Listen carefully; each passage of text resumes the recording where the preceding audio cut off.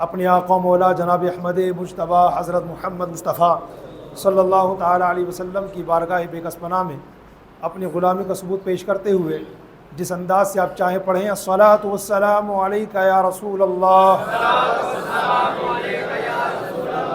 وعلی آلک واصحابک یا حبیب اللہ الصلاۃ والسلام علیک یا نبی اللہ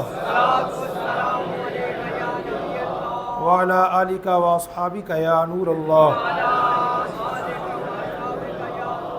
صلی اللہ تعالی علیہ وسلم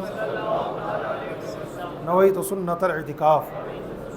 آج ماہ رمضان کا 16واں دن ہے اور بڑی تیزی کے ساتھ یہ ماہ مبارک رخصت کی طرف جا رہا ہے۔ ہر دن ماہ رمضان کا ہر دن اللہ پاک کی طرف سے بخشش و مغفرت و انعامات تقسیم ہونے کا دن ہے، لیکن بالخصوص جب ماہ رمضان کا جمعہ آتا ہے تو وہ انعامات، وہ نوازشات، وہ کرم کی بارشیں جو روزانہ ہوتی ہیں جمعہ کے دن ان میں بڑھوتری ہو جاتی ہے۔ اس لیے باقاعدہ روایتوں میں آیا ہے کہ روزانہ افطار کے وقت 10 لاکھ گنہگاروں کو جہنم سے آزاد کیا جاتا ہے، اور جب جمعہ کا دن آتا ہے رمضان میں تو اس کی ہر ساعت میں 10 لاکھ گنہگاروں کو جہنم سے آزاد کیا جاتا ہے۔ یہ وہ بابرکت دن ہے ماشاءاللہ۔ اللہ پاک سے دعا ہے اللہ جن کو بخشا جا رہا ہے ان کے صدقے میں ہم گنہگاروں کو بھی بخش دے، جنہیں نار جہنم سے آزاد کیا جا رہا ہے ان کے صدقے میں ہم گنہگاروں کو بھی نار جہنم سے آزادی عطا فرما دے۔ ہم اپنی خطاؤں کو دیکھتے ہیں تو لگتا ہے کہ یار بخشے نہ جائیں گے، مگر رب کی عطاؤں کو دیکھتے ہیں تو ایسا لگتا ہے کہ مغفرت ہو چکی ہوگی۔ بڑا کریم ہمارا مولا، بڑا مہربان ہے۔ اللہ پاک ہمیں بس اپنے دربار کا محتاج بنا کے رکھے اور مخلوق کی محتاجی سے ہماری حفاظت فرمائے۔ آج جس موضوع پر مجھے بات کرنی ہے، 17 تاریخ، 19 تاریخ اور 21 تاریخ، یہ ماہ رمضان کی وہ تاریخیں آنے والی ہیں جن کو بڑے اتحاد سے نسبت حاصل ہے۔ نمبر 1 17 تاریخ کو 2 نسبتیں حاصل ہیں۔ نمبر 1 ہماری اور تمام مومنوں کی پیاری امی جان ام المومنین زوجہ رسول کریم حضرت سیدتنا بی بی عائشہ صدیقہ رضی اللہ تعالی عنہا کا یوم وصال ہے۔ ساتھ ہی ساتھ اسی 17 رمضان المبارک کو اسلام کا پہلا غزوہ، پہلا معرکہ وجود میں آیا جسے ہم اور آپ غزوہ بدر کے نام سے جانتے ہیں، جس میں اللہ تعالیٰ نے 1000 غیر ایمان والوں کے مقابلے میں 313 صحابہ کرام کو فتح و نصرت عطا فرمائی۔ 17 تاریخ کو پیش آیا، اور یہ جو اصحاب بدر تھے، یعنی جنگ غزوہ بدر میں شرکت کرنے والے صحابہ کرام علیہ رضوان، ان کا اسٹیٹس، ان کا مرتبہ کتنا بلند و بالا ہے۔ انشاءاللہ مجھے موقع ملا ایک واقعہ سناؤں گا انشاءاللہ کہ جس میں ایک جہاز ڈوبنے والا تھا، مگر ان بدری صحابہ کرام کے ناموں کی برکت سے اللہ نے انہیں نجات عطا فرما دی۔ 19 تاریخ کو کیا ہوا تھا؟ 19 تاریخ کو ہمارے کریم آقا صلی اللہ تعالیٰ علیہ وسلم کی بہت پیاری شہزادی حضرت سیدتنا رقیہ رضی اللہ تعالیٰ عنہا کا وصال با کمال ہوا۔ یہاں نبی پاک صلی اللہ تعالیٰ علیہ وسلم غزوہ بدر میں شریک ہوئے صحابہ کرام علیہ رضوان کے ساتھ، اور اس غزوہ بدر میں اسلام کے پہلے خلیفہ حضرت ابوبکر صدیق بھی تھے، فاروق اعظم بھی تھے، حضرت مولا علی بھی تھے، مگر حضرت عثمان غنی نہیں تھے۔ حضرت عثمان غنی رضی اللہ تعالیٰ عنہ نبی پاک صلی اللہ علیہ وسلم کے حکم سے مدینہ منورہ میں رک گئے تھے، کیونکہ آقا علیہ الصلوۃ والسلام کی پیاری شہزادی جو ان کے نکاح میں تھی حضرت رقیہ رضی اللہ تعالیٰ عنہ، وہ ان دنوں بیمار تھی، تو ان کی تیمارداری کے لیے حضرت عثمان غنی رضی اللہ تعالیٰ عنہ مدینہ پاک میں رک گئے تھے، مگر چونکہ وہ حضور کے حکم سے رکے تھے، اور حضور کا حکم وہ اللہ کا حکم ہوا کرتا ہے، اللہ کے رسول صلی اللہ علیہ وسلم نے اسی بنیاد پر جو اجر و ثواب حضرات بدری صحابہ کرام کو عطا فرمایا، اللہ کی بارگاہ سے وہی سارا کا سارا ثواب حضرت عثمان غنی کو بھی عطا فرمایا، الحمدللہ۔ تو حضرت عثمان غنی رضی اللہ تعالیٰ نے ویسے بظاہر غزوہ بدر میں شریک نہیں ہو پائے تھے، تو حضرت رقیہ رضی اللہ تعالیٰ عنہ جو ہمارے کریم آقا صلی اللہ علیہ وسلم کی بہت پیاری شہزادی حضرت عثمان غنی کے نکاح میں تھی، وہ ان دنوں بیمار تھی، تو ان کی تیمارداری کے لیے حضرت عثمان غنی مدینہ منورہ میں رک گئے تھے۔ پھر کیا ہوا، جب 19 تاریخ آئی یعنی 19 رمضان، تو حضرت سیدتنا بی بی رقیہ رضی اللہ تعالیٰ عنہ کا اس دنیا سے وصال ہو گیا، تو حضرت زید بن حارثہ رضی اللہ تعالیٰ عنہ غزوہ بدر میں مسلمانوں کی فتح اور جیت کی خوشخبری لے کر کے جب مدینہ منورہ پہنچے، یہ گڈ نیوز سنانے کے لیے تو دیکھا گیا کہ حضرت رقیہ رضی اللہ تعالی عنہ کو اس وقت سپرد خاک کیا جا رہا تھا، یعنی انہیں دفن کیا جا رہا تھا۔ تو 19 تاریخ کو ہمارے کریم آقا صلی اللہ علیہ وسلم کی یہ عظیم شہزادی حضرت سیدتنا رقیہ رضی اللہ تعالی عنہ کا یوم وصال ہے، اور ساتھ ہی ساتھ 21 رمضان یہ وہ تاریخ ہے جسے اسلام اور مسلمانوں کے چوتھے خلیفہ حضرت سیدنا مولائے کائنات علی المرتضیٰ شیر خدا کرم اللہ تعالی وجہ الکریم سے نسبت حاصل ہے، اس لیے کہ 21 رمضان المبارک کو حضرت علی المرتضیٰ رضی اللہ تعالی عنہ کی شہادت کا دن ہے۔ ان بزرگ ہستیوں کے حوالے سے کچھ لب کشائی کرنے کی سعادت حاصل کروں گا، تو فرسٹ آف نمبر میرا جو ہوگا وہ حضرت عائشہ رضی اللہ تعالی عنہ کے بارے میں انشاءاللہ جیسے جیسے مجھے وقت ملے گا، کیونکہ وقت کے حساب سے چلنا پڑے گا، اور پھر زکوٰۃ اور صدقہ فطر کے حوالے سے کچھ غلط فہمیاں بھی دور کرنی ہے انشاءاللہ۔ آج مجھے اللہ پاک مجھے وقت عطا فرمائے تو زکوٰۃ اور صدقہ فطر کے حوالے سے کچھ غلط فہمیاں ہیں، اور ساتھ ہی ساتھ زکوٰۃ اور صدقہ فطر میں انتر کیا ہے، فرق کیا ہے، ڈفرینس کیا ہے، وہ بھی انشاءاللہ میں اس کو ڈیفائن کروں گا اللہ نے چاہا تو آخر میں۔ حضرت سیدتنا عائشہ صدیقہ رضی اللہ تعالی عنہ کا نامی اسم گرامی عائشہ، کنیت ام عبد الرحمن، آپ کی امی جان کا نام ہے ام رومان، اور والد محترم ہے حضرت سیدنا ابو بکر صدیق رضی اللہ تعالیٰ عنہ۔ 17 رمضان 57 یا 58 ہجری میں مدینہ منورہ کی سرزمین پر حضرت بی بی عائشہ صدیقہ رضی اللہ تعالیٰ عنہ نے پردہ فرمایا۔ عظیم جنتی صحابی حضرت سیدنا ابو ہریرہ رضی اللہ تعالیٰ عنہ نے ان کی نماز جنازہ پڑھائی، اور جنت البقیع میں دیگر ازواج مطہرات کے پہلو میں ہماری امی جان حضرت عائشہ صدیقہ رضی اللہ تعالیٰ عنہ کو دفن کیا گیا۔ ویسے تو تمام امہات المومنین دوسری تمام عورتوں سے بلند و بالا ہیں، عظیم صفات کی حامل ہیں، اور اللہ پاک نے بڑا مرتبہ تمام امہات المومنین کو عطا فرمایا، چاہے وہ حضرت بی بی خدیجہ ہو، چاہے حضرت ام سلمہ ہو، چاہے حضرت ام حبیبہ ہو، چاہے حضرت زینب بنت جحش ہو، یا چاہے حضرت زینب بنت خزیمہ وغیرہ وغیرہ، لیکن تمام امہات المومنین میں جو مرتبہ حضرت بی بی عائشہ کو حاصل ہے وہ کسی کو حاصل نہیں ہے۔ اسی لیے مرآت المناجیح میں حضرت علامہ مفتی احمد خان نعیمی رحمۃ اللہ تعالی علیہ نے بڑی پیاری بات لکھی ہے۔ آپ فرماتے ہیں کہ حضرت سیدہ عائشہ صدیقہ رضی اللہ تعالی عنہا کی فضیلتیں زمین کے ذروں اور آسمان کے تاروں کی طرح بہت زیادہ ہیں، اور فرماتے ہیں کہ تمام امہات المومنین میں یہاں تک کہ حضرت بی بی خدیجہ رضی اللہ تعالی عنہا سے بھی حضرت عائشہ صدیقہ کی فضیلت زیادہ ہے۔ بڑا مرتبہ اللہ نے حضرت عائشہ صدیقہ رضی اللہ تعالی عنہ کو عطا فرمایا۔ مبارک زندگی میں آقا کریم صلی اللہ علیہ وسلم کے ساتھ رہنا، یہاں تک کہ جب نبی پاک صلی اللہ تعالی علیہ وسلم نے دنیا سے ظاہری پردہ فرمایا، اس وقت بھی حضرت عائشہ صدیقہ رضی اللہ تعالی عنہا پیارے آقا صلی اللہ علیہ وسلم کی صحبت بابرکت سے فیضیاب رہی۔ چنانچہ روایت میں آتا ہے حضرت عائشہ صدیقہ رضی اللہ تعالی عنہا بیان فرماتی ہیں کہ جب میرے سرتاج صاحب معراج صلی اللہ تعالی علیہ وسلم دنیا سے پردہ فرمانے لگے، اس وقت میں حضور کی بارگاہ میں حاضر تھی، تو میرے بھائی حضرت عبد الرحمن حاضر ہوئے، ان کے ہاتھ میں مسواک تھی۔ آقا کریم صلی اللہ علیہ وسلم ان کی طرف دیکھنے لگے۔ میں جانتی ہوں کہ آقا کریم صلی اللہ علیہ وسلم کو مسواک بہت زیادہ پسند ہے، تو میں نے عرض کی یا رسول اللہ اجازت دے تو میں مسواک لوں؟ تو آقا علیہ الصلوۃ والسلام نے زبان مبارک سے تو نہیں فرمایا، چونکہ بیماری شریف حاضر تھی، تو حضور علیہ السلام نے سر کے اشارے سے ہاں فرمایا۔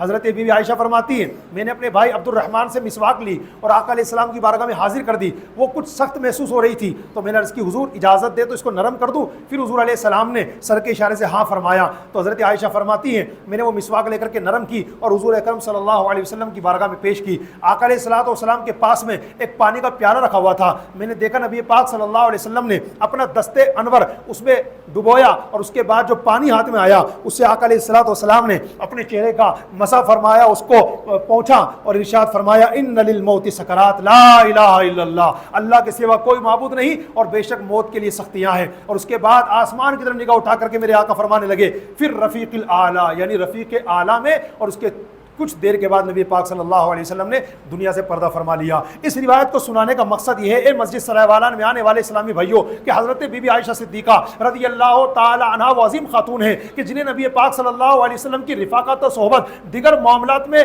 میسر رہی، لیکن الحمدللہ جب نبی پاک صلی اللہ علیہ وسلم نے دنیا سے ظاہری پردہ فرمایا، اس وقت بھی حضرت بی بی عائشہ صدیقہ رضی اللہ تعالی عنہا کو نبی پاک صلی اللہ علیہ وسلم کی قرب اور حضور کی صحبت نصیب رہی، یہاں تک کہ بی بی عائشہ صدیقہ رضی اللہ تعالی عنہا ارشاد فرماتی کہ اللہ تعالیٰ نے مجھے دیگر ازواج مطہرات پر 10 فضیلتیں عطا فرمائی ہیں، مطلب 10 فضیلتیں ایسی کہ کسی کو نہیں ملی، کسی زوج محترمہ کو اللہ نے مجھے عطا فرمائی، ان 10 میں سے کچھ میں سناتا ہوں آپ کو۔ حضرت بی بی عائشہ صدیقہ رضی اللہ تعالیٰ عنہ ارشاد فرماتی ہیں دیگر ازواج مطہرات پر اللہ پاک نے مجھے 10 فضیلتیں عطا فرمائی، ان میں سے ایک ارشاد فرماتی ہے آقا کریم صلی اللہ علیہ وسلم نے میرے علاوہ کسی اور کنواری عورت سے نکاح نہیں فرمایا۔ دوسری فضیلت یہ ارشاد فرماتی ہے کہ ازواج مطہرات میں کوئی بھی ایسی نہیں ہے میرے علاوہ جن کے ماں اور باپ دونوں مہاجر ہوں۔ اللہ نے یہ شرف عطا فرمایا تو مجھے عطا فرمایا کہ میرے والد صاحب بھی مہاجر ہیں، میری امی بھی مہاجر ہیں۔ مہاجر مطلب ہجرت کرنے والے۔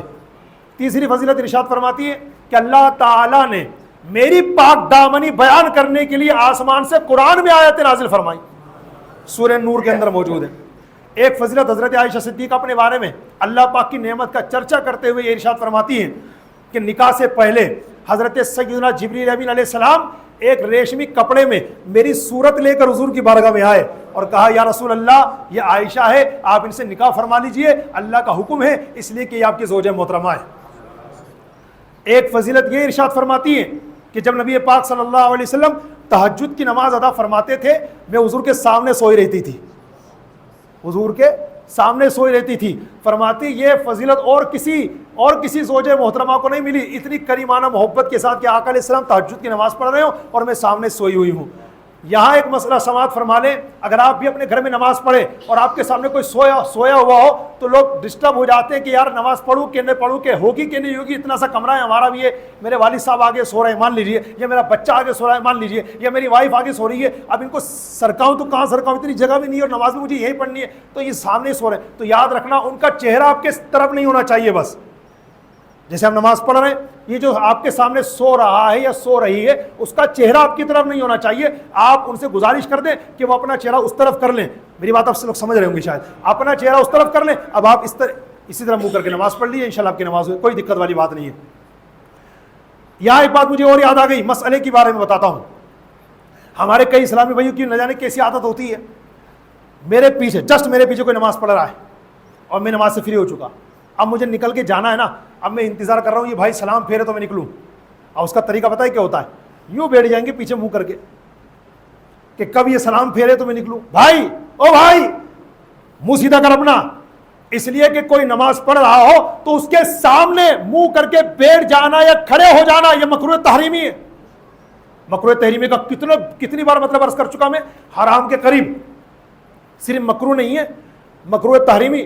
اگر آپ پہلے سے اس طرح منہ کر کے بیٹھے ہوئے یا کھڑے ہوئے اور میں آپ کے آگے نماز پڑھنا شروع کر دوں آپ کے چہرے کے سامنے تو گنہگار میں ہوں گا، لیکن میں پہلے نماز پڑھ رہا ہوں اور آپ آ گئے، یا پہلے سے آپ بیٹھے ہوئے تھے اس طرح منہ کر کے میں نے آپ کے پیچھے نماز شروع کر دی، اب آپ نماز سے فری ہو گئے، جانے کے لیے تیار ہیں، میرے سلام کے انتظار کر رہے ہیں تو میری طرف منہ کر کے بیٹھے ہوئے ہیں آپ، یہ مکروہ تحریمی ہے، اس سے ہمیں بچنا چاہیے۔ اور آج تک اگر کسی نے غلطی کی ہے تو چونکہ توبہ ضروری لہٰذا اس پہ توبہ لازم ہے، تو توبہ کریں، اللہ میں اب نہیں کروں گا مجھے معاف فرما دے۔ حضرت عائشہ صدیقہ رضی اللہ تعالیٰ عنہ نے اپنی جو فضیلتیں ارشاد فرمائیں ان میں ایک فضیلت یہ بھی ہے، فرماتی کہ نبی پاک صلی اللہ تعالیٰ علیہ وسلم نے جس وقت انتقال شریف فرمایا، پردہ فرمایا ظاہری دنیا سے، تو اس وقت سچویشن یہ تھی کہ آقا علیہ الصلوۃ والسلام کا سر مبارک میرے حلق اور میرے سینے کے درمیان تھا۔ اور ایک فضیلت یہ ارشاد فرماتی ہے کہ نبی پاک صلی اللہ تعالیٰ علیہ وسلم نے میری باری کے دن دنیا سے پردہ فرمایا۔ اور ایک فضیلت یہ ارشاد فرماتی ہے کہ نبی پاک صلی اللہ تعالیٰ علیہ وسلم کا مزار مبارک جو بنایا گیا الحمدللہ میرے حجرے میں بنایا گیا۔ یہ چند فضیلتیں حضرت بی بی عائشہ صدیقہ رضی اللہ تعالیٰ عنہ نے اپنی بیان فرمائی، اور آقا علیہ السلام نے ان کی فضیلتیں اپنی زبان فیض ترجمان سے کیا ارشاد فرمائی، دل کے کانوں سے سنیے گا۔ تفسیر کبیر میں امام رازی رحمۃ اللہ علیہ لکھتے ہیں کہ آقا دو عالم صلی اللہ علیہ وسلم نے اپنی لاڈلی شہزادی حضرت سیدتنا بی بی فاطمہ الزہرا رضی اللہ تعالیٰ عنہ سے فرمایا، فاطمہ میں جس سے محبت کروں کیا تم اس سے محبت نہیں کرو گی؟ کہتی بابا جان کیوں نہیں، میں ضرور محبت کروں گی۔ تو میرے حضور فرماتے فاطمہ عائشہ سے محبت رکھو۔ صحیح مسلم شریف کی حدیث سنیے، میرے آقا صلی اللہ علیہ وسلم نے بی بی فاطمہ زہرا رضی اللہ تعالیٰ عنہ سے ارشاد فرمایا، فاطمہ عائشہ مجھے بہت محبوب ہیں۔ ایک حدیث پاک اور میرے آقا صلی اللہ علیہ وسلم ارشاد فرماتے عائشہ کی فضیلت تمام عورتوں پر ایسی ہے جیسے سرید کھانے کی فضیلت تمام کھانوں پر ہے۔ سرید یہ نام ہو سکتا ہے کچھ لوگوں نے پہلی بار سنا ہو، لیکن ہمارے گھر میں بھی ہوتا ہی ہے سرید۔ میں آسان بھاشا میں اگر اس کو آپ کے سامنے کلیئر کروں کہ بھئی یار سرید کیا ہوتا ہے، تو آپ شوربے میں روٹی چور کر بھگو کر اس کو نرم کر کے کھاتے ہیں. یہ کیا ہے؟ یہی سرید ہے, اور اس سرید کے بے شمار فائدے ہیں. حضرت علامہ مفتی احمد یرقی نعیمی رحمۃ اللہ تعالیٰ علیہ نے مرآت المناہجی کے اندر جو ان کی کتاب ہے باقاعدہ سرید کی فضیلت بھی لکھی ہے کہ سرید سنت سے ثابت ہے, کھانوں کا سردار بھی بتایا, اور ساتھ سے یہ بتایا کہ اس کے فائدے کیا ہیں. بہت فائدے ہیں. تو جب ہمیں جیسے ہمارے یہاں دال گوشت بنتا ہے, ہمارے یہاں پر نعرہ لگایا جاتا ہے کہ بھائی دال گوشت کی تو جان ہے, چور کے کھاؤ, چور کے کھاؤ, چور کے. ایک مسئلہ یہاں بتا دوں, حضرت سامنے روزے دار بیٹھے آپ دال گوشت کا تذکرہ کر رہے ہیں, منہ میں پانی آ رہا ہے, امام صاحب روزہ مکروہ ہو جائے گا, تو آپ ہمیں بتائیں گے, ہم آپ کو بتائیں گے. میں بھائی جان اگر آپ کے منہ میں پانی آ بھی گیا مان لو تو اس سے روزے پر کوئی فرق نہیں پڑتا, تو جدی مجھے دال گوشت کا تذکرہ کرنے دیجیے. اور دال گوشت اللہ کی بہت بڑی نعمت ہے, جب بھی کھائیں بسم اللہ پڑھ کے کھائیں, 3 انگلیوں سے کھائیں, حضور علیہ السلام کی سنت ہے. اور کھانے کے بعد الحمدللہ ضرور پڑھ لیا کریں, کیونکہ جس نعمت پر اللہ کا شکر ادا کیا جاتا ہے اللہ پاک اور بھر بھر کے عطا فرماتا ہے. اور بندہ جس نعمت کو یوز کر لے اور الحمدللہ نہ پڑھے تو فقہاء کرام فرماتے ڈر ہے کہ اللہ پاک نعمت واپس لے لے, وہ واپس دے ہی نہیں. تو اس لیے تو عرض کر رہا تھا, جیسے ہمارے یہاں دال گوشت کھایا جاتا ہے تو اس میں روٹیاں چوری جاتی ہے نا, اور چور کر کے کھایا جاتا ہے. تو یہ ہماری عادت میں بنا ہوا ہے, مزہ آتا ہے, مزہ آتا ہے, ہم کھا رہے ہیں, کوئی ثواب نہیں ملے گا. لیکن اگر آپ اس نیت سے کھائیں کہ چونکہ میں نے اس میں روٹیاں بھگو دی ہیں, اس کو میں نے سرید کی شکل دینے کی کوشش کی ہے, اور سرید کھانا نبی پاک صلی اللہ علیہ وسلم کی سنت مبارکہ ہے, تو میں اپنے آقا کریم صلی اللہ علیہ وسلم کی سنت پر عمل کرنے کے لیے ایسا کر رہا ہوں. اب آپ جتنے نوالے کھاتے جائیں گے میرا اللہ آپ کو ثواب عطا فرماتا جائے گا. یہ حضور کی سنت کی برکت بیان کی میں نے. تو حضرت عائشہ کی فضیلت حضور نے فرمایا تمام عورتوں پر ایسی ہے جیسے سرید کی فضیلت تمام کھانوں پر. حضرت عائشہ صدیقہ کے بارے میں باتیں تو اور بھی زیادہ ہیں, لیکن چونکہ مجھے ٹائم بھی دیکھنا ہے اور میرا موضوع تھوڑا سا آگے تک کا ہے, اس لیے میں یہیں حصول برکت کے لیے ختم کر رہا ہوں کہ حضرت بی بی عائشہ صدیقہ رضی اللہ تعالیٰ عنہ کا مقام و مرتبہ یہ ہے. اسی 17 رمضان کی تاریخ کو اسلام کا پہلا غزوہ, پہلا معرکہ غزوہ بدر کے نام سے رونما ہوا, جس میں اللہ تعالیٰ نے 1000 دشمنان اسلام کے مقابلے میں 313 صحابہ کرام علیہ رضوان کو فتح و نصرت عطا فرمائی. یہ جو صحابہ کرام شامل ہوئے غزوہ بدر کے اندر, معلوم ان کا مرتبہ کیا ہے. میں ایک واقعہ سناؤں گا جہاز والا, اور ایک حدیث پاک سناتا ہوں. پہلے حدیث پاک سن لیجیے بخاری شریف کی. ایک مرتبہ کی بات ہے, نبی پاک صلی اللہ علیہ وسلم کی خدمت بابرکت میں حضرت جبریل علیہ السلام حاضر ہوئے اور عرض کرتے ہیں یا رسول اللہ آپ بدری صحابہ کرام کو کیا سمجھتے ہیں. حضور علیہ السلام سے حضرت جبریل نے پوچھا یا رسول اللہ آپ بدری صحابہ کرام کو کیا سمجھتے ہیں, مطلب جن صحابہ کرام نے غزوہ بدر میں شرکت کی آپ کا ان کے بارے میں کیا خیال ہے. تو میرے آقا نے فرمایا من افضل المسلمین, وہ مسلمانوں میں سب سے بلند مرتبہ ہیں. تو حضرت جبریل علیہ السلام مسکرا کے کہتے یا رسول اللہ جیسے آپ کے وہ صحابہ جنہوں نے غزوہ بدر میں شرکت کی وہ تمام مسلمانوں میں افضل والا ہیں, ایسے یا رسول اللہ جن فرشتوں کو اللہ تعالیٰ نے غزوہ بدر میں ان مسلمانوں کی مدد کے لیے آسمان سے نازل فرمایا وہ سارے فرشتے ہم فرشتوں میں سب سے افضل والا ہیں. اب ان کے ناموں میں کتنی برکت ہے.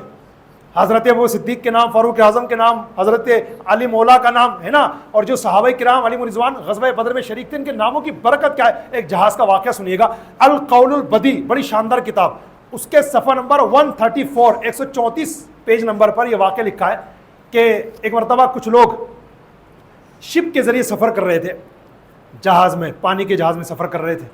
جب ان کا جہاز 20 سمندر پہنچا ہوا تیز ہونے لگی اور دیکھتے ہی دیکھتے طوفان آ گیا.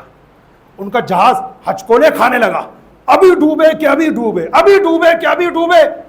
اب لوگ دل کی دھڑکنیں تیز ہو گئیں, استغفار پڑھنے لگے, لوگ دعائیں مانگنے لگے, توبہ توبہ پکارنے لگے. پورے کے پورے جہاز میں ایسا لگا جیسے قیامت سے پہلے قیامت آ گئی ہو. اسی عالم میں ایک مسافر کی نظر پڑی ایک شخص پر, یہاں تو قیامت برپا ہو رہی ہے اور ایک شخص اسی جہاز میں کونے کے اندر آرام سے سو رہا ہے. وہ اللہ کا کوئی ولی تھا. ولی کی 2 کیٹیگری ہوتی ہیں, ایک ہوتے سالک, ایک ہوتے مجذوب. ایک ہوتے سالک, ایک ہوتے مجذوب. وہ مجذوب تھے, عشق الہی میں بالکل دیوانہ وار, اللہ کی محبت میں ایسے گم کہ دنیا کا ہوش ہی نہیں. یہاں قیامت سے پہلے قیامت برپا ہے اور وہ چین کی نیند سو رہے تھے. تو یہ مسافر ان کے پاس گئے, ان کو جیسے ہلایا نا, انہوں نے جیسے آنکھیں کھولی تو پڑھا بسم اللہ الذی لا یضر مع اسمہ شیء فی الارض ولا فی السماء وہو السمیع العلیم. تو ان مسافر نے کہا عجیب آدمی ہو, یہاں تک تو سب واویلا مچا رہے ہیں، ابھی ڈوبے کہ ابھی ڈوبے، اور آپ آرام سے سو رہے ہیں. وہ مسکرانے لگے اور جیب سے کاغذ نکالا اور ان کے ہاتھ میں دیا مسافر کے کہ اس کا کچھ مت کرنا، بس ایک کام کرو، جہاز کے اوپر جا کے رکھ دو، پکڑ کے رکھنا، اڑ نہ جائے، جہاز کے اوپر جا کے رکھ دو، اپنے ہاتھ سے پکڑے رہنا. وہ لیا کاغذ مسافر نے اور گیا جہاز کے اوپر رکھا، سو پکڑے رہا. وہ کہتے جیسے میں نے جہاز کے اوپر وہ کاغذ کا ٹکڑا رکھا، میرے آنکھوں کے درمیان یا آنکھوں کے باہر جتنے پردے تھے اللہ نے سب اٹھا دیے. میں نے دیکھا کہ کچھ غیبی لوگ تھے جو ہمارے جہاز کو ہاتھ سے پکڑ کر کے خشکی کی طرف کھینچ رہے تھے، ہمیں پار لگا رہے تھے. اور تھوڑی دیر کے بعد ان غیبی آدمیوں نے ہمارے جہاز کو پکڑا اور پار لگا دیا. میں بڑا حیران ہوا، میں نے اس پرچے کو کھول کے دیکھا تو اس میں کچھ اور نہیں لکھا تھا بلکہ ان صحابہ کرام کے نام لکھے تھے جو غزوہ بدر میں شریک ہوئے تھے. اللہ پاک نے ان کے ناموں کی برکت سے ہمیں بآسانی اس طوفان سے ہم کنار فرمایا، اور فرماتے کہ جہاں میں جانا تھا وہاں پہنچے، اور سفر کا جو ہے ہمارا جب وہاں کا دن مکمل ہوئے، اب ریٹرن میں کو گھر جانا تھا تو اسی جہاز کے ذریعے جانا تھا. تو ہم جہاز میں بیٹھے اور انہی صحابہ کرام علیہ رضوان کے ناموں کا ہم نے ورد کیا. اللہ پاک نے ان کے ناموں کی برکت سے ہمیں بآسانی ہمارے گھر پہنچا دیا. یہ صحابہ کرام علیہ رضوان، بدری صحابہ کرام، ان کے ناموں میں بڑی برکت ہے. 17 رمضان آنے والی ہے، تمام اسلامی بھائی اپنے اپنے گھروں میں ام المومنین حضرت سیدہ عائشہ صدیقہ رضی اللہ تعالی عنہا کی بھی نیاز کا اہتمام کریں گے انشاءاللہ.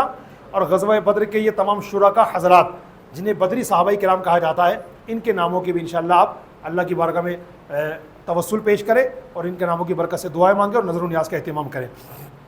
19 تاریخ کو جیسے میں نے بتایا، 19 رمضان کو ہمارے آقا علیہ الصلوۃ والسلام کی عظیم شہزادی حضرت سیدتنا رقیہ رضی اللہ تعالی عنہا کا وصال بکمال ہوا. تو 19 رمضان کو ہمیں ان کی انشاءاللہ نظر و نیاز کا اہتمام کرنا ہے. 21 رمضان کی تاریخ جو ہے اسے نسبت حضرت مولا کائنات علی مرتضیٰ شیر خدا کرم اللہ تعالی وجہ الکریم کی ذات گرامی سے، کیونکہ 21 رمضان کو آپ نے جام شہادت نوش کیا. بڑے مرتبے ہیں آپ کے، بڑے مرتبے. حضرت مولا علی کے بارے میں کیا بتاؤں آپ کو؟ ہو سکتا ہے اگر میں آپ سے کہوں جی آپ کچھ بتائیں گے حضرت علی کے بارے میں تو ہو سکتا ہے ہر آدمی کہے جی حضرت میرے پاس ایک بات ہے بتاتا ہوں، میں بھی کچھ بتاتا ہوں. حضرت علی تو حضرت علی بھائی. ایک روایت سنی حضرت علی کے بارے میں، میرے آقا علیہ السلام نے حضرت جبریل علیہ الصلوۃ والسلام سے ارشاد فرمایا، جبریل یہ بتاؤ اللہ کے نزدیک سب سے پسندیدہ عمل کیا ہے؟ 2 باتیں بتائیں حضرت جبریل علیہ السلام نے. کہتے یا رسول اللہ الصلاۃ علیک وحب علی ابن ابی طالب، یا رسول اللہ آپ پر درود پاک پڑھنا اور مولا علی سے محبت کرنا، یہ دونوں اللہ کے نزدیک سب سے زیادہ پسندیدہ عمل ہے. زمین بولی فلک بولا، علی مولا علی مولا. جو خاموش ہے وہ خاموش رہے، جو بول رہے ہیں وہ تو بولے بھائی. زمین بولی فلک بولا، ہائے ہائے ہائے، دل زندہ ہو گیا میرا.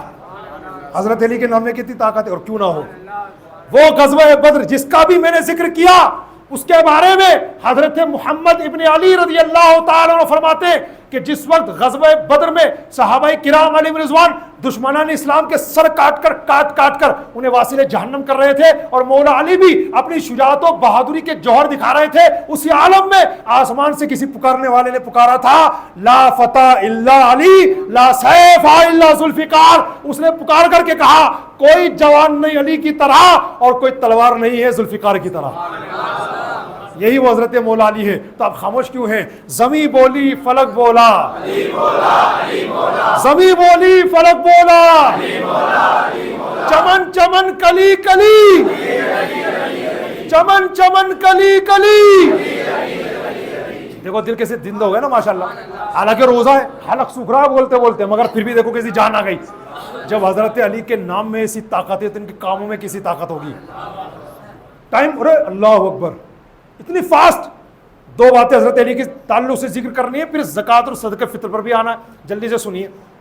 ایک مرتبہ کی بات ہے، حضرت مولا علی خود فرماتے ایک مرتبہ میں رسول رحمت شہنشاہ نبوت صلی اللہ علیہ وسلم کے ساتھ مدینہ منورہ کی سیر کر رہا تھا، حضور کے ساتھ جا رہا تھا. چلتے چلتے ہمارا گزر ایک باغ کے قریب سے ہوا. وہ باغ بڑا خوبصورت تھا. تو میں نے حضور سے کہا یا رسول اللہ کتنا خوبصورت باغ ہے. تو میرے آقا علیہ السلام نے ارشاد فرمایا علی لکا فل جنتی احسن منہا، علی تمہیں اس سے بھی خوبصورت باغ جنت میں ملے گا. ہم اور آگے گئے، پھر ایک اور اچھا گارڈن نظر آیا. پھر میں نے عرض کیا یا رسول اللہ کتنا شاندار باغ ہے. تو حضور نے فرمایا علی لک فی الجنتی احسن منہا، علی اس سے بھی بہترین باغ تمہیں جنت میں ملنے والا. پھر ہم آگے گئے، ایک باغ اور آیا، پھر میں نے وہی عرض کیا، حضور نے وہ جواب دیا. مولا علی فرماتے ہیں اس سیر کے عالم میں ہم 7 باغ کی طرف سے گزرے، 7 گارڈن، 7 باغوں کا ہم نے چکر لگایا آقا علیہ السلام کے ساتھ. تو میں نے ہر باغ کی طرف یہی کہا یا رسول کتنا خوبصورت باغ ہے، اور اس بہانے مجھے خوشخبری ملتی گئی علی اس سے بھی بہترین باغ تمہیں جنت میں ملنے والا. حضرت مولا علی. اب سنیے ایک آخری بات مولا علی کے بارے میں. قرآن پاک کا 13واں پارہ سورہ رعد آیت نمبر 29، اس کا ایک حصہ میں نے عرض کیا ہے طوبی لہم وحسن مآب، ان کے لیے خوشخبری ہے اور اچھا انجام ہے. اس میں لفظ آیا طوبا، طوبا. آپ دیکھنا قرآن پاک میں ریفرنس پھر نوٹ کیجیے. قرآن پاک کا 13واں پارہ سورہ رعد آیت نمبر 29، 29 نمبر کی آیت پڑھ لیجیے گا انشاءاللہ. اب اس میں لفظ آیا طوبا.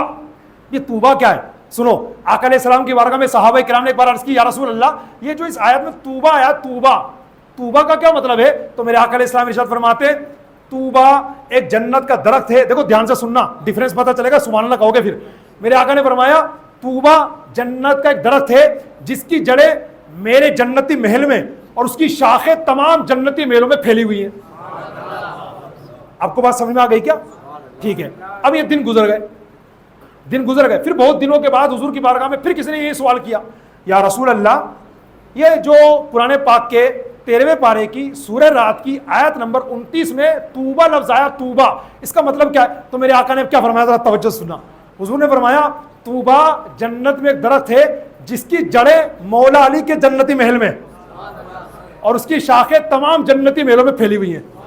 تو صحابہ کرام نے اس کی یا رسول اللہ میں معاملہ سمجھ میں نہیں آیا، اس سے پہلے آپ کی بارگاہ میں یہی سوال عرض کیا تھا تو آپ نے یہ فرمایا تھا کہ طوبا جنتی درخت ہے، اس کی جڑیں میرے جنتی محل میں، اور اب یہ فرما رہے ہیں کہ اس کی جڑیں حضرت مولا علی کی جنتی محل میں. تو حضور مسکرائے اور ارشاد فرمایا ان داری و دار علی فی الجنتی غدا واحدہ او کما قال، فرمایا جنت میں میرا اور مولا علی کا محل ایک ہی جگہ ہوگا.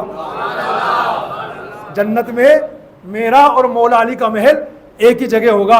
باتیں بہت ساری یاد آ رہی ہے مولا علی کے بارے میں، مگر کیا کروں جناب مجبور ہوں. بس اللہ تعالیٰ مولا علی کا میں صدقہ عطا فرمائے. 21 رمضان بھولیے گا مت انشاءاللہ. اپنے اپنے گھروں میں، دکانوں میں، آفیسز میں، فیکٹریز میں، کارخانوں میں، اپنی مسجدوں وغیرہ میں انشاءاللہ فاتحہ خانی کا ضرور اہتمام کرنا ہے. ارے بھائی صاحب انہی کے ٹکڑوں پہ تو پلنے والے لوگ ہیں ہم، انہی کے ٹکڑوں پہ تو وسوسوں میں مت آیا کرو فاتحہ فاتحہ فاتحہ کے لگا رکھا ہے.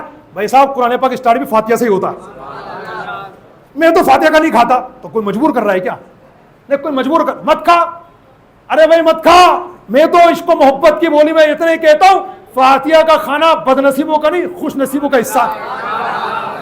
اور پھر ہمارے اساتذہ نے، ایک استاد صاحب میرے یہاں تشریف فرمائے حضرت علامہ مولانا شاہد اختر مصباحی صاحب، اللہ ان کو سلامت رکھے. یہ تشریف لائے ہو، آپ ان سے ملاقات بھی کرنی ہے آپ حضرات کو. ہماری اساتذہ کرام نے ہماری جو تربیت کی ہے نا، جو تربیت ہماری کی ہے وہ یہ کی ہے کہ بیٹا حدیث میں آیا ہے کہ جس کھانے پر بسم اللہ پڑھی جائے گی وہ کھانا شیطان نہیں کھا سکتا. اب بتاؤ جس کھانے پر صرف بسم اللہ پڑھی گئی وہ شیطان نہیں کھا سکتا، تو جس میں قرآن کی اتنی آیتیں پڑھ لی گئی وہ کون سے وہ کھا لے گا کیا؟ دعا یہ کہ اللہ ایسے لوگوں کو ہدایت عطا کرے جسے قرآن نے ناجائز نہیں کہا، حرام نہیں کہا، مکروہ نہیں کہا، منع نہیں فرمایا، اپنی طرف سے ٹانگیں اڑا کر معاذ علیہ السلام کے قوانین میں ہیر پھیر کرنے کی کوشش کرنا، یہ بہت بڑا جرم ہے. اس کا جواب دینا پڑے گا قیامت کے میدان میں. جو اللہ نے حلال فرمایا وہ حلال ہے، جو حرام فرمایا وہ حرام ہے، اور جس کے بارے میں اللہ رسول نے، شریعت نے کچھ نہیں فرمایا حلال ہے کہ حرام ہے، اسلام کا ان کے بارے میں فائنلی ججمنٹ ہے ہوا حلال ہوا حلال ہوا حلال، وہ 100% حلال و جائز ہے. پھر اس کے بارے میں کوئی حرام کا قول کرتا ہے تو بہت بڑا گنہگار، عذاب نار کا حقدار. پیارے اسلامی بھائیو، آخر میں چونکہ ماہ رمضان جاری ہے اور مسلمانوں کی ایک اچھی تعداد ہے ماشاءاللہ زکوٰۃ نکالے گی، فطرہ نکالے گی، اگرچہ بہت سارے وہ لوگ بھی ہیں جو نہیں دیتے معاذ اللہ، جسے دینا چاہیے اللہ ان کو ہدایت عطا فرمائے. بہت بڑا گناہ ہے کیا؟ زکوٰۃ فرض ہونے کے باوجود زکوٰۃ نہ دینا، یہ بھی بہت بڑا گناہ ہے. اور زکوٰۃ فرض ہونے کے باوجود ایمانداری سے نہ دینا، پوری نہ دینا، یہ بھی بہت بڑا گناہ ہے. ثواب ہے بہت بڑا کہ آپ زکوٰۃ فرض ہے تو پوری ایمانداری کے ساتھ دیجیے اور صحیح جگہ پر دیجیے، صحیح طریقے سے لگے. ورنہ بہت سارے اس کے سائیڈ ایفیکٹ وہ ہوتے ہیں کہ آپ نے غلط جگہ پر زکوٰۃ لگا دی، دل خوش کر رہے ہیں، جھوم رہے ہیں آپ، میری زکوٰۃ ادا ہو گئی، ایک پیسہ نہیں ادا ہوا۔ اس کی معلومات کے لیے تو آپ کو بیٹھنا پڑے گا عصر کی نماز کے بعد کلاس میں، جو یہاں کلاس لگتی ہے ماشاءاللہ۔ ابھی میں آپ حضرات کو خالی بتانا چاہ رہا ہوں زکوٰۃ اور صدقہ فطر میں انتر کیا ہے۔ دیکھو میرے بھائیوں، زکوٰۃ تو جس پر فرض ہوگی اسی پر فرض ہوگی، صدقہ فطر تو آسانی سے فرض ہو جاتا ہے، واجب ہو جاتا ہے، اور صدقہ فطر جب واجب ہو جاتا ہے نا تو یاد رکھنا ایسا مسلمان زکوٰۃ لے نہیں سکتا۔ اب اس کو میں ادہرن سے ہی سمجھاتا ہوں۔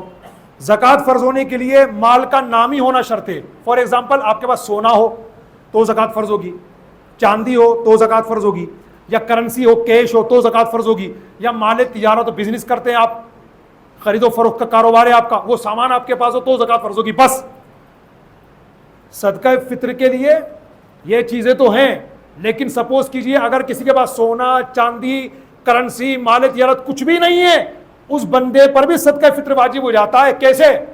اس بندے کے پاس اس کی کام میں نہ آنے والی ایسی بہت ساری چیزیں، اگر ان کی مالیت کیلکولیٹ کی جائے تو 52.5 تولہ چاندی جتنے روپے کی آتی ہے اتنے روپے کے وہ مال بیٹھ جاتے ہیں۔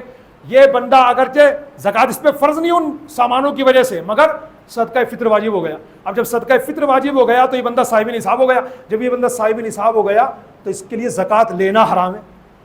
میں اس کی مثال دیتا ہوں۔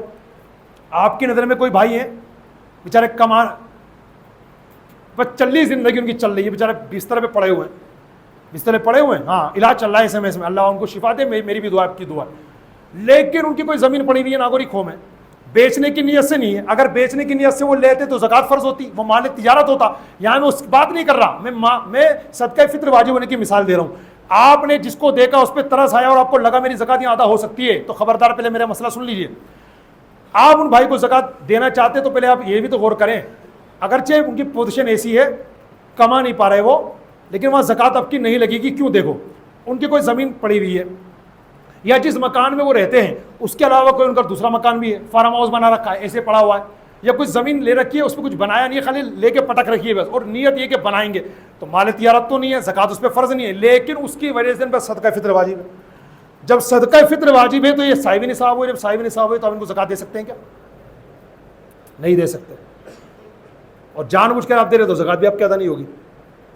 تو پتہ یہ چلا کہ جس کو ہم زکوٰۃ یا صدقہ فطر دینا چاہ رہے ہیں اس کی مالی حیثیت اتنی ہونی چاہیے کہ ان کے پاس کچھ بھی نہ ہو، حاجت اصلیہ سے زیادہ، یعنی کام میں نہ آنے والی جو چیزیں ہیں ان کے پاس یہ تو ہونی نہیں چاہیے، اگر ہے تو پھر وہ تھوڑی بہت ہونی چاہیے کہ جن کی مالیت 52.5 تولہ چاندی کے برابر نہ بیٹھے۔ زکوٰۃ فرض ہونے کے لیے بالغ ہونا شرط ہے، صدقہ فطر میں بالغ ہونا شرط نہیں ہے۔ زکوٰۃ فرض ہونے کے لیے آپ کے مال پر سال گزرنا شرط ہے، صدقہ فطر میں یہ بھی ضروری نہیں ہے نا۔ اس طرح کی اور بھی کچھ شرطیں ہیں، تو اب ٹائم میں اجازت نہیں دے پائے گا مجھے، میں بھی اس سے اجازت مانگوں گا، تو آپ سے گزارش ہے تو یہ چند باتیں جو آج بتائی گئی ہیں آپ کو ان پر عمل کریں، اور اس کو جو زکوٰۃ اور صدقہ فطر کا انتر ہے انشاءاللہ میں آج اس کو ڈیفائن کروں گا اچھے طریقے سے عصر کی نماز کے بعد۔ آپ اس میں سے تشریف رکھیے گا۔ ایک اعلان سماعت فرما لیں، ضروری اعلان ہے۔ اب چونکہ آخری عشر آنے والا ہے، ماہ رمضان کے آخری عشر کی طاق راتوں میں امت کو حکم دیا گیا ہے کہ شب قدر کو تلاش کریں۔ شب قدر کو تلاش کرنے کے لیے ماشاءاللہ ہمارے یہاں دعوت اسلامی کے ماحول میں صلاۃ و تسبیح ادا کی جاتی ہے، وہی سلسلہ ہماری مسجد میں بھی ہوتا ہے ماشاءاللہ۔ 21ویں، 23ویں، 25ویں، 27ویں، 29ویں، ان 5 راتوں میں ماشاءاللہ صلاۃ و تسبیح ہوتی ہے۔ آپ حضرات ٹائم نوٹ کر لیں، انشاءاللہ پہلی جو صلاۃ و تسبیح ادا ہونے والی اسی ہفتے میں انشاءاللہ منگل کا دن رہے گا، 21ویں شب رہے گی۔ ٹائم نوٹ کر لیں آپ، 10:15 بجے جماعت قائم ہوگی انشاءاللہ۔ آپ حضرات اس دعوت کو عام بھی کریں انشاءاللہ، اور کثیر تعداد میں شرکت فرمائیں۔ آنے والی 21ویں شب جو ہوگی ماہ رمضان کی، اس میں پہلی صلاۃ و تسبیح ہوگی، دوسری کی 25ویں شب، پھر 27ویں اس طریقے سے آگے جائے گی انشاءاللہ۔ تو آپ پہلی کا ٹائم یاد رکھیں، 10:15 بجے انشاءاللہ اپنی مسجد میں صلاۃ و تسبیح کی جماعت قائم ہوگی۔ اسی طریقے سے آخری عشرے کا جو اعتکاف، یہ بھی عظیم سنت ہے، اس پر بھی عمل کی جس سے ہو سکے۔ اپنی مسجد میں انشاءاللہ جو اسلامی میں اعتکاف کرنا چاہیں وہ مجھ سے رابطہ کر لیں، بھائی آپ کون کون کرنا چاہتا ہے، اور جو دعوت اسلامی کے دینی ماحول کے تحت کرنا چاہیں تو آفیشیلی دعوت اسلامی کا مسجد درے والان میں ماشاءاللہ اعتکاف ہوگا، وہاں پر شرکت کر سکتے ہیں۔ جو یہاں شرکت کرنا چاہیں مان لیجیے تو مجھ سے آپ رابطہ کر سکتے ہیں۔ اور ایک آخری اعلان یہ ہے، اپنے زکوٰۃ و صدقات و فطر و صدقات کو صحیح جگہ پر لگائیے، ضائع نہ ہو، ثواب بھی ملے اور ہمارا پورا ادا بھی ہو جائے۔ اس کے لیے دعوت اسلامی فرسٹ چوائس ہے ہماری کہ الحمدللہ اپنے غریب رشتہ داروں کو دینے کے بعد جو کچھ بچے دعوت اسلامی کو دیجیے۔ اور ماشاءاللہ میں جیسے کہ اعلان کرتا ہوں دارالفتہ کے لیے، مفتی خالد ایوب صاحب کی تحریک کے لیے ہمارے استاد صاحب باہر سے تشریف لائے ہوئے اپنے ادارے کے حوالے سے ماشاءاللہ، تو آپ ان سے بھی رابطہ کریں، ان سے ملاقات کریں اور انشاءاللہ ان کو بھی اپنے ڈونیشن دیں، اور اللہ پاک اس کی برکت سے آپ کے سب کے رزق کے حلال میں خوب خیر و برکت عطا فرمائے۔